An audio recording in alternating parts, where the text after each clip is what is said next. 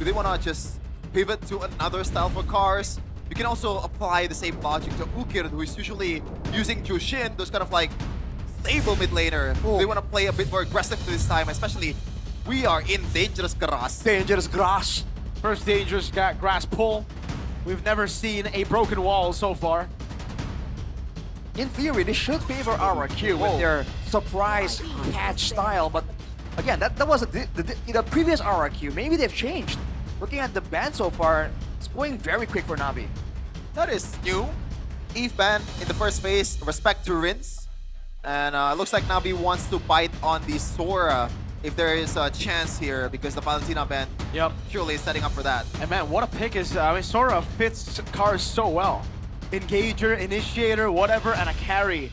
That's number one, I would say. And who knows, maybe Shive is saving something that we don't know, but we're not gonna see it though, because Sora's gonna be banned.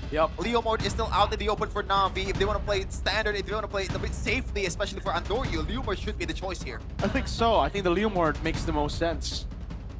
Different perspective. I think it's interesting that the Freya God. for the longest time, Shive cannot play the fighters, but yes, Marcel has been left open. What does RRQ go for in exchange? A Uranus Khalid. Okay, that is a very early Uranus Khalid. Interesting. Especially with the dangerous grass here, you would expect something a bit more stun heavy, crowd control heavy, but it seems like it's almost like they're drafting for the expanding rivers. And by the way, we have some history here from the new RRQ XP laner, Super Dan, right from RRQ Kaido, runner-up of MPL PH Season 6, 3rd and 4th place in MPL PH Season 3 to 5th, Season 3 to 5. Let's see if he can bring a lot of power here in the XP lane to the table for RRQ. I really like the draft so far for Navi, man. For RRQ, I wonder what the idea is about for the Khalid and Uranus early. Like, I mean, Khalid I get. Uranus, why? They might be trying to use it as flex. They might be trying to hide. They're flexing Uranus? Well, I mean, if they want to take a page out of Alter Ego's books. They're not Alter Ego, though. Well, Koi will not play Uranus Gold. I mean, Uranus can be stretched out to jungle or maybe gold lane if there's a chance. Not Super Ken. Okay. In theory, so we'll have to wait and see. Maybe they just want to hide the main carries, right? By showing the frontliners first. That is an approach we've seen before from KSQ. Okay. This is gonna be bad, bro. They're going to ban out all of Super Ken's picks now, right? Yeah. Will there be a Fanny ban, you think, Mirko? Whoa. I don't think they need to ban Fanny. For RRQ? For Navi. Okay. Immortality. Oh yeah, you're right. My bad. There you go. Oh, there you go. I think it's Boxer Fredrin. And Fredrin for sure. Yeah. But when you look at the composition though, like, does it kind of like damage in a way? Zetiana, Khalid, and Uranus, this... They might go for a marksman. They might go for a marksman in the gold lane maybe for some damage output. But again, in order to do so, they need some extra front lines because the Khalid isn't exactly a tank. Maybe that's why the Boxer comes through. The Fredrin might as well. Okay. Oh wait, is there... By the way, why are the Kingdom dressed up as doctors this season, Arashi? But they give us vitamins too. It's like they're trying to help the Kingdom. They're trying to help the team recover, I think. Oh. It's like a medical center here on the banner. Interesting. They're doctors. I thought they were cooks. Cooks? Chefs. Yeah, What? chefs give you vitamins? Well, like I was seeing the white thing on their head. So I said to the fans, are you about to cook, guys? Oh, wait a second. Navi ban out the Harley instead. Interesting. So Fredrin's still up for grabs here. We don't want to go for that though. And what can they combo with that Fredrin if they do indeed go for that extra bit of sustainability? I am sovereign of the abyss. Oh, okay. I'm a fan of the Obsidian though. Against the Harith especially, dude. You get hit by the Hunter Bone, good night. And you can really get, you know, engaged on by Leo Mort. You're gonna be kiting freely if you land the Hana Bone. That's but true. Navi, That's true. okay. Do they want to go for something that threatens the back line here, like a Farsa, or do they want to go for something that stresses the front line and play the front to back better? There are some options like Lilia, as we saw earlier. It does dominate the lane against Zetian as well. Yeah, they need Shred or range, right? To try and match up with the Obsidian. Because they have it alone, at least not initially, will be able to fight back. Wow. Whoa. Is Lapu Lapu. Yeah, I definitely didn't expect the Pyramis though. Wow. I mean, in theory, I think it works, especially with the Harith. Yeah. It's a kind of a fail-safe With the the Leo Harith, board right? as well. Yeah. But man, they pick up a Lapu Lapu into Uranus. We saw the matchup earlier. It's quite rough. We'll see the final pick right here. Do they want to get more crowd control, more AoE against a team that's going to be so clumped up right here? Whoa. It's interesting. There's so many ways for Navi to make plays here with the Netherrealm and the Golden Hour. Tons of AoE potential. What's it gonna be, Edok?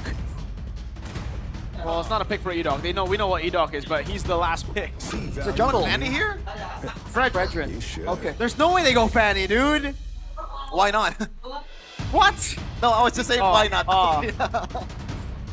Yeah, I'm confused, dude. I just You see this? An injection of what do you call that? Of hope, Of hope? I guess. Of I don't know. Enthusiasm? Of hopium and copium. It's not copium, come on. Hopium. Hopium and Hopium. Hopium Yeah. and copium. So both. Yeah. Oh, both. Either way, they're trying to help out. I don't know which draft I like more. I'm biased to RRQ, bro. Like, I don't really like the Faramis. Especially against the Setien, bro. You're coming together, you're gonna get stunned. And by the way, Faramis' range is actually pretty bad against a Khalid. Fredrin, Khalid. It's like so much AoE. But I guess we'll see what's gonna be the answer here, or the result. As Carrie welcomes us to the land of Dawn for the first game of NAVI versus RRQ. Woo! Floyd. Let's go for this, man. The interesting part is that mid lane right here. Marcel is so strong. Paramis has decent clear, but against a Khalid Setien, there is no way Navi are gonna get mid prio. What is the plan though for RRQ to do after that? They can get mid prio. Are they gonna try and gank the side lanes? Is Supercan gonna try and be active and find aggressive maneuvers? Let's wait and see as Ukir gets chunked down, dude. Yeah, Level 1. Oof. The lane is horrible, by the way, for the Faramis. You just get completely cooked. And on top of that, it's a Khalid Zetian. It's not just a Zetian, this is ridiculous mid-prio. Okay, I guess we'll see how Edok will solve this Marcel problem, because in the first game that we see earlier, Marcel was pretty much able to negate everything that Khalid throws towards him. Usually, the Marcel is a issue for fighters, right? Looking at the emblems here by you, tenacity for Super Dan, he's trying to just tank it up, but Rin seems to feel like she's safe. Afro's gotta be careful there, man. And Ukir has to force this up. Gotta watch out. He's still a bit healthy here, but surely this is gonna build up towards a worse mid lane prio for Navi. As we gotta see the talent prediction. Whoa! Oh, wait, there's a hater! Wait, no. You're the only Hater Navi. No. I'm You're voting the for only- RRQ. No, I'm voting for RRQ. You're the only Navi. No. Explain. Because they gave out vitamins for me. That's it? They bought you off with the vitamins? Yeah, bribes work well, man. Hey, why not can give you vitamins? Yeah, why not? But he didn't. That's true. Yeah. Superno's doing a good job in lane, though. He didn't? Why not? Why not? Sorry.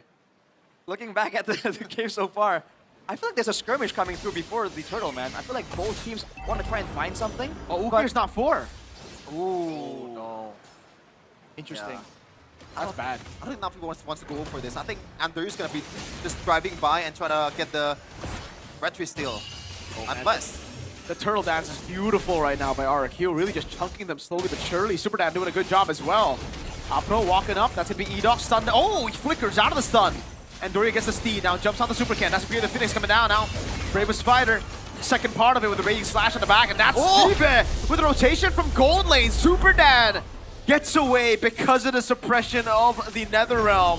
And then Doria takes the turtle. It's a win for Navi. It seems like RRQ's discipline kind of bites them in the back. They should have just gone for it when Ukir does not have the level 4. I agree with you. Oh, you were trying to play it a bit too textbook, a bit too safe. But even there, you saw Cars on the Lapu. We talked about how he is so good on these dive aggro heroes. This is a hero that really suits him well, as per the win conditions we saw earlier. And good job for him to pretty much be aggressive in the front line. And Shibi out of nowhere, man. You wouldn't expect a Harith to rotate at that time. But looks like RRQ actually bought him enough time to actually do it. Ooh, Guy Piercer first item for Super Toy. Quite ambitious, I gotta say. At the same time, by the way, the immediate issue for NAVI gets shown right there. That was a very early level... oh, hang on a second. Wow. That By the way, count. this is the classic take on Marcel. It's a flicker and then quantum charge, so it's very different to what we saw earlier from Alec. Yeah. It's equally annoying. Which one's more annoying though? I think Alec. I think so too, yeah. He's just a bit too tanky. But later on, dude, this 13 is going to do a ton of damage. You saw the damage output from Rins earlier on, and he does not have any items yet. So that problem is there, and it's ticking away as time goes by for Navi.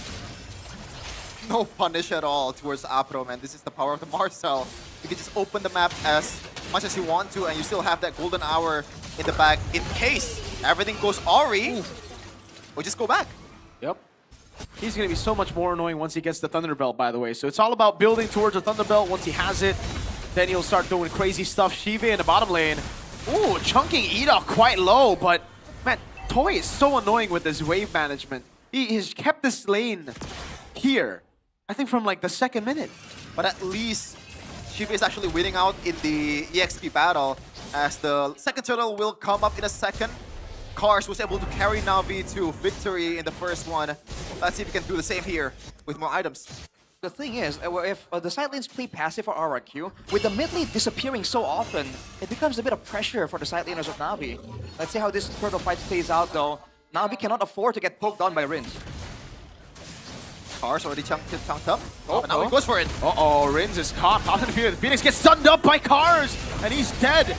That's a brilliant golden hour coming down, and it actually baits out. Oh, Edok flickers away! RRQ, what's happening? They're in shambles.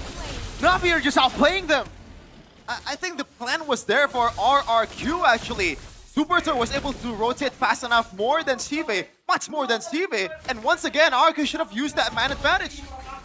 Not to mention Rins once again, trying to poke, trying to be aggressive, yes, but then he was vulnerable to getting jumped on, and this is the issue with Atsutian. You just don't have the wings by wings, the black shoes, anything to get out of danger, so Rins has to be aware of his positioning. Yeah, 2k gold lead early in the game so far. Navi's rebuild with Why Not is going very, very smoothly, but result is remain to be seen. Hopefully they can stay as consistent, because that's been the problem for all of these up-and-coming teams. This is not the start you would want for RRQ, man. I mean, they're still scaling with Super Toy and Rins, but Navi, their dive is looking a bit too much to handle. Yeah, this is like the usual textbook kind of like RRQ play, right, with Fredwin and all that, but if you're not winning the early game Rashi, it becomes even harder. For sure, man. You're banking on just waiting until the late game, where it has to be a 5v5. I think that's really where this composition from RRQ has potential. Before that, all they have is Prio, right? They have Uranus clearing, cutting the wave even, but they haven't been able to find anything because they don't have enough damage. Kind of trigger happy by Andor. You're trying to get some damage towards Rins too as he finishes the War Axe. That is huge, especially before the next turtle fight. Edok! Yeah, he's dead. Shive jumps in, pops into Purify as well, and Doryu's the one who picks up the kill, and they might just go for a turret here. What's the move for RRQ? Golden Hour, catches Super Can. The Phoenix stuns all of them, but the turret will go down. Navi pushing their lead to 3,000. Looking bad right now. 3K so early on, 4-0. RRQ, if they want to go for the late game, they cannot really throw the early game like this. I thought that at least Super Dan on the Uranus is going to try and do something a bit more aggressive. But because of the catch potential, the crowd control available, even Super Dan has to be careful. Uh-oh. I think he's good though. Yeah. And now what does RRQ do in this next turtle fight? Because Edok does not have the Raging Sandstorm just yet. Maybe it will be up by the time the turtle is also up. And there you go. They might have a chance here if Edok does something unbelievable. Let's see. Apro? Apro, not very low, still able to get away right now. Shive with rotation as well. Now Edok. Cars goes in. Bravest fighter from Cars, they go all into the backline. Supercan finally gets a turtle here for the first time. Super Dan able to escape. Edok will be the sacrificial lamb. Cars all alone against 4. Big bonk coming down by Supercan. Whoa! Pull back with a golden hour as well, catching Supercan. He's isolated from the team, and now they go all in on him, but he's able to escape. You know what? Not that bad, I guess, for both teams. The lead is actually kind of stays the same, but now we will be able to get the conversion in the mid lane. Good Fury of the Phoenix. No, never mind. I think it's taken out by Rins. That's the such and Toy? Super Toy! Oh! Forward gets the kill, fade away with a Sky Piercer, but he will surely fall to it. Oh, Cars! Goes through Riz, finds the stun, and it's Andoryu who catches the double. They get the kill towards Stevie, but at what cost? 2 down. As RRQ try to defend the mid lane. The gold lead actually shifts back to RRQ a little bit after 3K. Definitely anything that RRQ can get will be beneficial, but dang, you're seeing the immediate aggression coming in from Na'Vi. They don't leave anything uncontested. That's really a good sign as Super Dan tries to keep them busy, but RRQ, scaling really seems to be the only option they have right now. Dude, Cars on a Lapu Lapu, you know, on these kind of picks, it's just so good. Yeah. And he's dropping dimes left and right. 0-0-6, not really the main guy in terms of like the kill pressure, but you want that towards Andori. You want the kill towards Sibe, so it doesn't really matter. Sibe trying to burst down the turret here. Yeah, Super Dan, good job clearing the wave. That's the Uranus potential. There is no shred for Na'Vi, mind you. So later on, the more items Super Dan gets, the more annoying he's going to be for Na'Vi. At least there's anti-heal from Ukir, and maybe Sibe wants to rush towards the Divine Glaive after the Holy Crystal, and that kind of helped him to shred down Supercan and also all the frontliners from RRQ at the same time, because he really needs that. He's the only soul damage dealer that can take care of those. It's a lightning I think question. Apro needs to be a bit more aggressive, no? Like, he's very passive on the Marcel. He's not getting Thunderbolt stacks. Oh. No, he's scouting more than anything. There you go. Some stacks right here. But for the most part, he's not really as annoying as you would expect. Enoch is actually matching him when it comes down to the spotting and the short exchanges. There you go, Divine Glaive rush actually for Ukir, so he's gonna deal a lot more damage towards the frontliner. After being the nuisance that he is. Yep. Super Dan in the back. Baits out the Zaman Force. He gets pulled back as well. Pops into Consecration. Flickers out. Cars. Bravest Spider. Fury Phoenix coming down. Shive gets the Lord. Cars caught in it. Supercan walking up again. Edok running away. Again, it's going to be Cars. Big bomb coming in from Supercan, but there's no damage. And it's Shive who gets the kill. Yeah, this is just a composition that you build after winning the early game for RRQ, but when you're in this position, you gotta play a bit more passive. And they didn't do that. They tried to match the team fight with the AoE, but the timing on the Netherrealm is kind of messing up their engages too. Some of the damage and spells from RRQ are getting dodged because Na'Vi are stuck in the stasis actually. Yeah. Holy Crystal already secured 2 for Shiva, so that's a big item. Even for the frontliners, if they already build some magic defense, you're still gonna go through a little bit, you know, because of that raw magic power. 5.6k, 6k now. Lead for Na'Vi. Ooh, Rose Gold Meteor for Andoryu as well. He's going all in, trying to get that damage. RRQ might be able to defend a bit better in the base when there is a lack of less of a dive threat technically. But again, with the short reach of the Sitian's first skill, that could still be punished by Na'Vi. Uh-oh, Shive. He's starting to deal real damage, dude. That was just a Chrono Dash and a Synchro Fission. And now he goes on Supercan. Fury the Phoenix coming down with the Appraiser's Wrath from Supercan. Andori taking low under the turret, but the turret will fall. Great golden hour. Rins and Supercan caught in it, but he's still able to dash away. Ukin Cars gets the kill. Now it's Apro, who's going to get saved by the Netherrealm of Ukir. The escape artist, Apro, lives to see another day, 007. courtesy of Ukir. That's ridiculous, man. The golden hour is just so good. You're seeing the defense potential from RRQ when they have their back safely with the base. They have a better chance, but Cars just got in there and denied that completely. At a 7k gold lead, it's looking like Na'Vi are just gonna go for the next Lord, no problem. For sure. RRQ, now what do you do? With kind of a lack of setup too, I think the Fury of the Phoenix is more of a responding tool more than initiating so far, at least in this game. So you can't really just rely on that to engage towards multiple members. And if you're engaged, the disengage and also the failsafe for Na'Vi is atrocious. And they just look so good right now. Na'Vi are controlling everything on the map. By The the way, fact that they cracked a base turret open on the side lane and the far lane is so good for them. The Lord Dan's going to be clean. and Afro is getting more aggressive and more aggressive by the time goes on. The confidence and also the gold lead is there, Arashi. What can you say, man? Looking at the replay here, presented by the official gaming phone in Phoenix. Look at the damage dealt, but the sustain even more so than the damage coming in from Navi. And look at this. This is a very deep dive against a ton of AoE, and they're just ignoring it.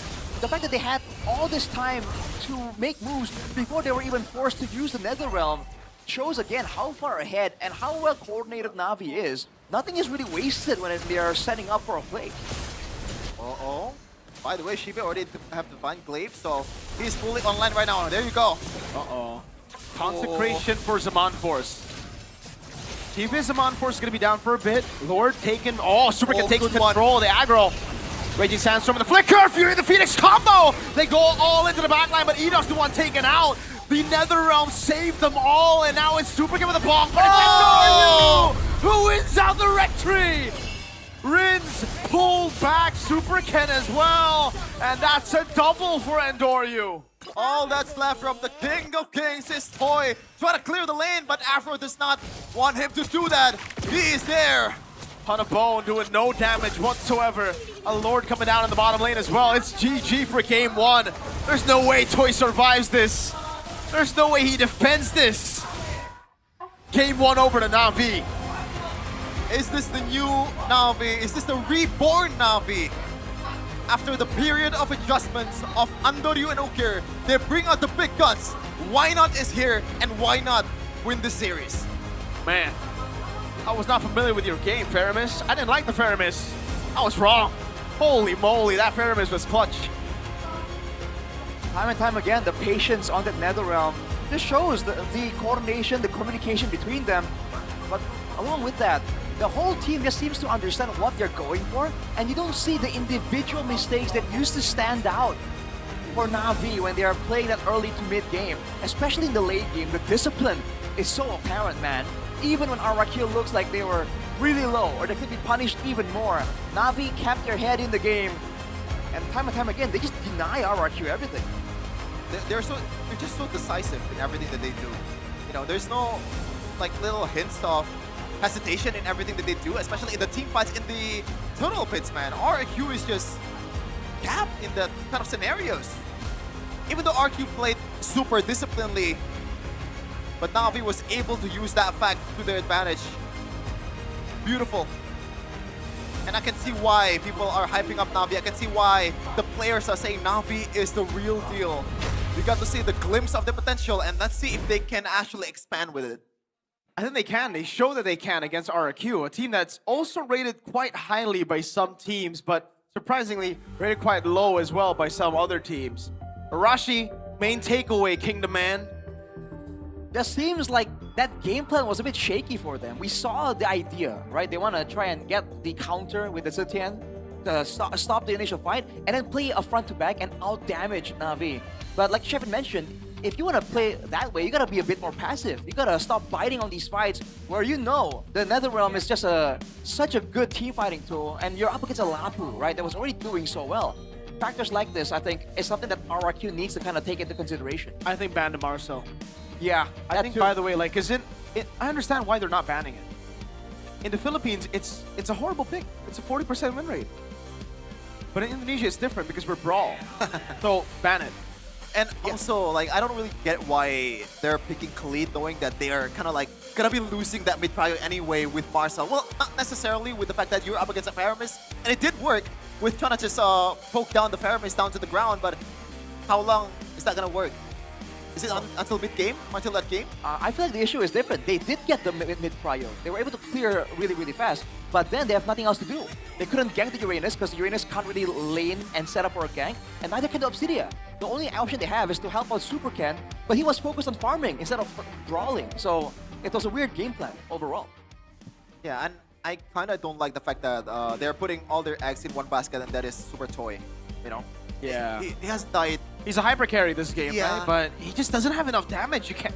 I think in the current meta, there's no way you only have one guy to deal that, to be the main carry. It's not that meta anymore. Yeah. Zetian works as a utility pick, not as a carry. I can see if they're picking something like that has a bit more AoE damage, like a Moskov that can get through the first, like, pretty much can front to back easier, right? But it's still hard.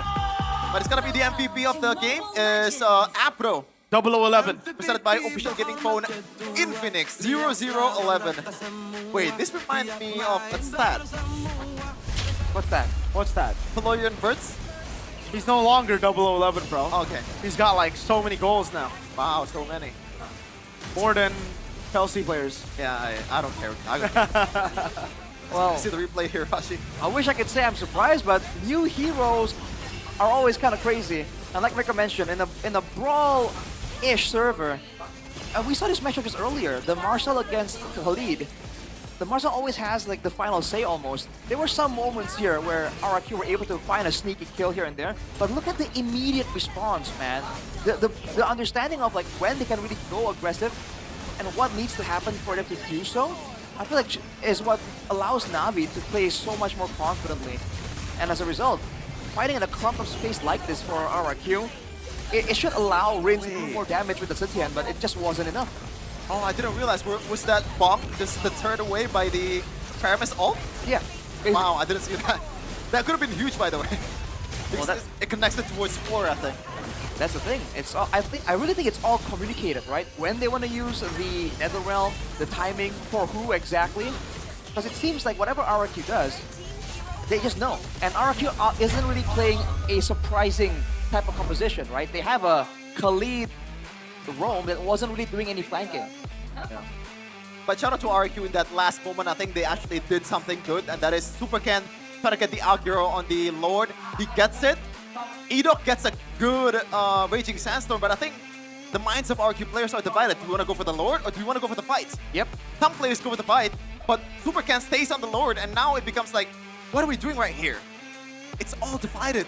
We can't really focus on a single thing. And when you're trying to do it, you know, make a play yourself, like what Super Ken was trying to do, that's when you get susceptible to getting hit with a crowd control, or where you're up against multiple people bursting the Lord at the same time, and he did not get that Lord. But even if he did, though, I think it would have extended the game even more, but at that point, with almost a full wipeout, I feel like they would have lost more than they could have gained. It was a desperate play, I guess. Yeah. I don't know, man. Navi just looked so good this game. Mainly, Cars was doing it all at the start of the game. Yeah, the Marcel ended up being MVP. Did you guys vote for Apro? Nope. I voted for Cars. Cars. Okay, because I voted for Okir, but I would have voted for Cars. So it was the Indonesian desk that voted Apro. That's just how it is, dude. Okay, I should have voted Cars with you guys then. But We should have fought it. yeah, I really think Cars was the guy this game, bro. He was doing it all in the early game. Yeah. But I'd say the last fight would have been GG's. If Shive was dead, they would lose the fight, and RQ would get the Lord. Isn't that Who clutched it at the end was Ukir. That's fair. fair? Again, the timing on those Netherrealms, even the one in the base to save Apro, Yeah. you kind of wonder, like, how do you cut it that close and make it look calculated, you know? Because if there was someone in a ranked game, could have gone south very easily. I think one of the reasons why we didn't really vote Afro is because the fact that someone else has already used the Marcel, and we know the full potential of Yeah. Marcel by now. I think that was And- one of like that is a Marcel game. Yeah. He played the Marcel, that's it. Yeah. I mean, he got more confident as he got more gold lead. You know.